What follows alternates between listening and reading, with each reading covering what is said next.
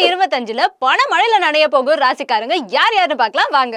வருஷம் தொடக்கத்திலேயே புதன் விருச்சிக ராசியில இருந்து தனுசு ராசிக்கு பெயர் சாரதால இந்த 3 ராசிக்காரங்களா பணமழையில நனைய போறாங்க.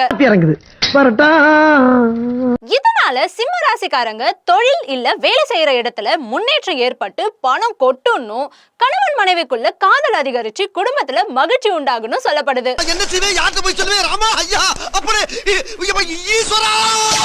துலாம் ராசிக்காரங்களுக்கு வேலை செய்யற இடத்துல உயர் அதிகாரிகள் பக்கபலமா இருப்பாங்கன்னு, எதிர்பார்த்த மாதிரி பதவி உயர்வு பணியிட மாற்றம் கிடைச்சி பணவரவு அதிகமாகணும் சொல்லப்படுது.